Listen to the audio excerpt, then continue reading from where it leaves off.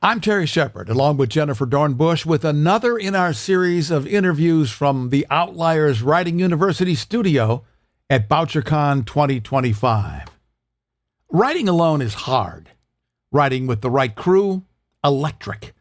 Outliers Writing University is your room full of peers and mentors who push you, catch you, and celebrate every page. Workshops that sharpen your scenes, feedback that respects your voice, systems that keep you showing up. Bring your idea, your half draft, or your final polish, and leave with momentum. Join us at outlierswritinguniversity.com. And now, our Bouchercon 2025 conversation with New York Times bestselling author Shirley Jump. Shirley Jump has built a career that defies limits. The New York Times and USA Today bestselling author has published an astonishing 87 books, translated into 24 languages and enjoyed by readers around the globe.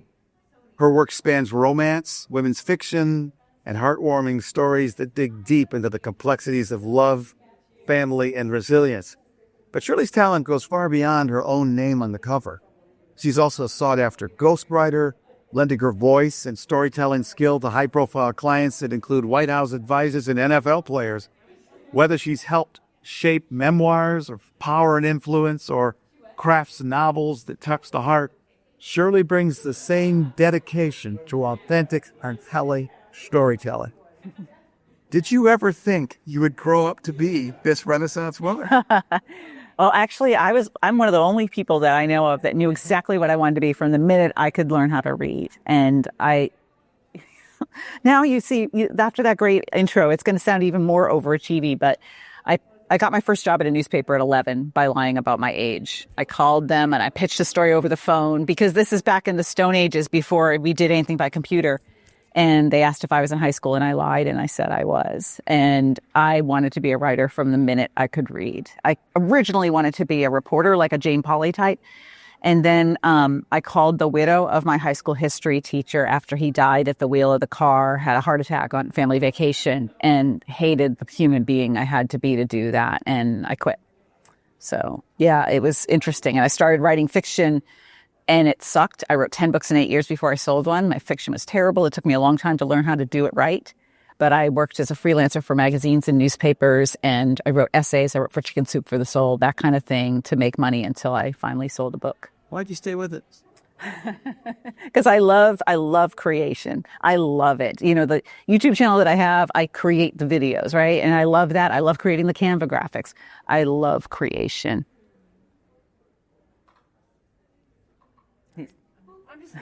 She's just listening. I do too, and I love that you just said that. Thank you. Because I think we can grow out of that so quickly. Yes, creating things, especially when you do it for a living. Like when I do the ghostwriting, for instance, that's a job, right? Somebody has hired me; they have expectations, and I can try to guide them in how I think the book should go. But ultimately, they're paying the bill, so it's more of a job. I also co-own a company that does social media platform building. And that's basically a job. But when I get to say to one of our people, because they don't have time to design a graphic or something, I'll do it. And they're just like, okay, but I don't mind. I'm like, no, I'm good. I'll go on Canva. I'll do it, because it gets very exciting to create. It is. And then Faster when you're at the wheel. That's right, yeah. And I'm in control because, I like to how it turns out when I do it. So like when you're doing, create, let's talk about the creation process, right? Because it's so different on everybody, and how it works isn't even always explainable. But when you're doing that for a book, how does that happen for you? What does it look like? So part of the great part of having this channel is that I have talked for 2 years about how to write a book. I already knew sort of how to, because I'd published 75 of them, I think, before I started the channel. But then having to explain the process allows you to intuit more. So more of it happens in my head now. I know in my gut that this needs to have a cliffhanger here. I know in my gut that I need to go in a different direction.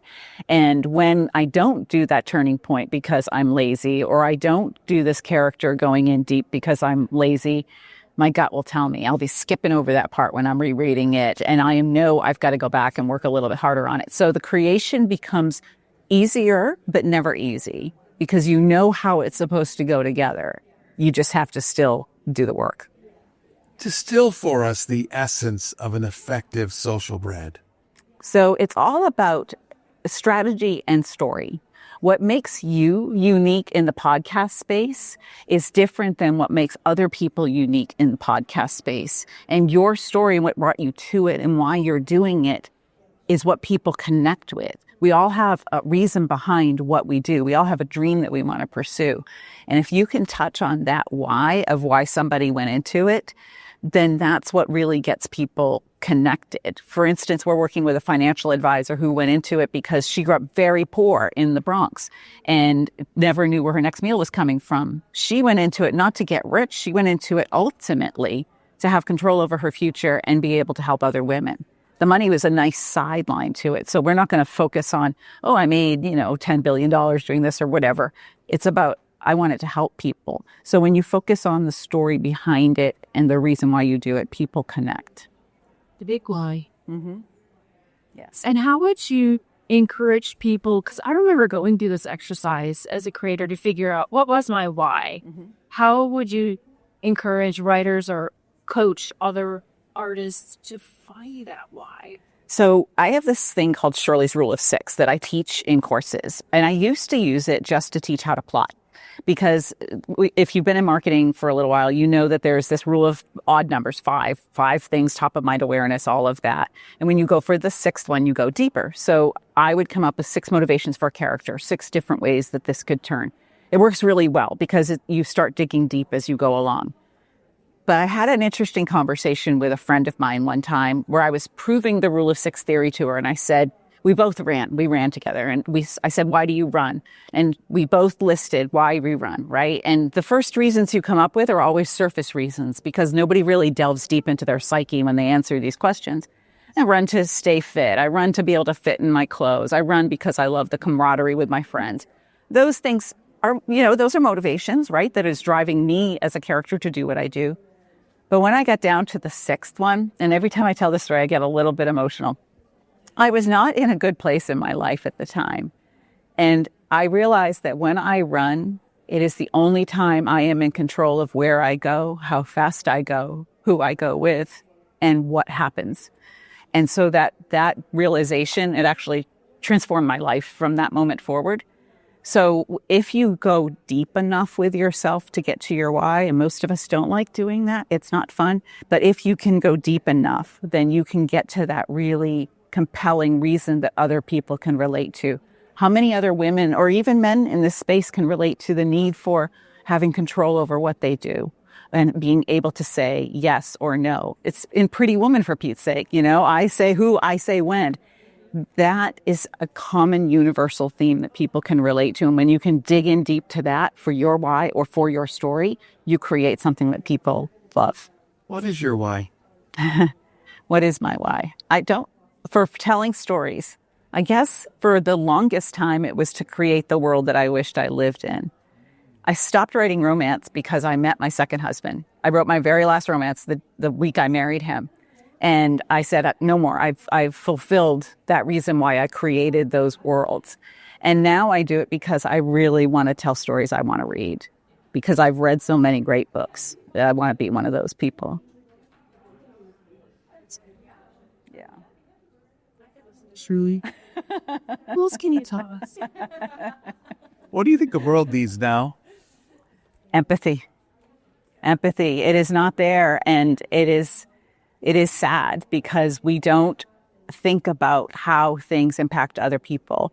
After I got divorced from my first husband, I spent a lot of time being very poor, but I spent a solid year being abjectly poor, like under federal poverty level poor. I was going to a food bank once a week, but I was too embarrassed to tell them I needed the food, so I would volunteer and take whatever was left over, which is usually like a lot of zucchini and some liver and onions, so it's not always the best thing. But I would clean cat litter boxes for my friends for money. I babysat kids for money. I did whatever it took to put food on my child's table. And it was probably the best thing that ever happened to me because it taught me a degree of empathy and understanding for other people in this world that I never would have learned if I didn't go through that. And so I think we all need to kind of take a step back and really again, dig deep into who we are as people and what we're seeing, what we're afraid of, what we're not facing, that creates this reason to not be empathetic with people. Do you think story can help with that? And Absolutely. I think that if you can paint those pictures that get people to understand the reason why somebody drinks, for instance, right? I just read a Janelle Brown with a recovering alcoholic and a Lisa Gardner with a recovering alcoholic. And they're both authors that dig really deep into why these people did that. I'm reading Michael Carita, too, with a recovering drug addict. And getting into what's happening underneath the surface of the character makes you love them. And these become books that I talk about. These become books that never leave my bookshelf because I see myself in there. I can see and feel those things that I go through.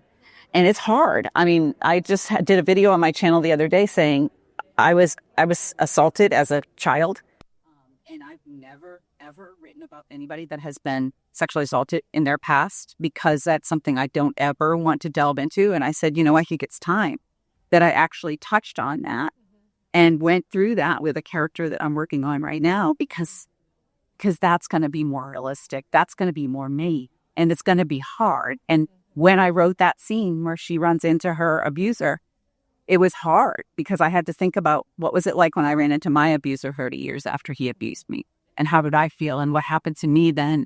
But other people can relate to that. They can relate to that feeling of fear, that feeling of powerlessness, that feeling of just wanting to run away and then standing in your power and taking control of the situation. All of those kinds of things. Those are the common threads that make books with some of these authors that you have talked to, like Michael Connelly, that make those books so powerful. I think a lot of us don't know what it is, that we can't put our finger on it. That is what makes those books powerful. Was that exercise ultimately therapeutic for you? I don't know. We'll see when I finish the book. Oh, you're still working on it? They're working on the book. Yeah, it's hopefully coming out in spring of 2026 because I am just a tiny bit busy. So book writing, I spent a little bit on the back burner lately. But dealing with, for instance, my relationship with my mother, which was complicated. She was an alcoholic. She died when she was young. Dealing with that on paper did help me move through my grief a lot better. I nearly had to write a book about a mother that was dying, a mother-daughter road trip book the month after my mother died. oh my goodness. And it came out on the year anniversary of my mother dying, which was, I don't recommend, 0 stars. But boy, did it help me process a lot of what we had gone through together in those last few months and kind of put that on the page and deal with those feelings. Shirley Jump is a true Renaissance woman who has achieved probably more than many of us will, and I would put on the same level with Michael Connelly in terms of her ability to articulate the condition of life for many people out there who may be hiding it. So if you have the opportunity to read any of her stuff, please do. How can people get in touch with you?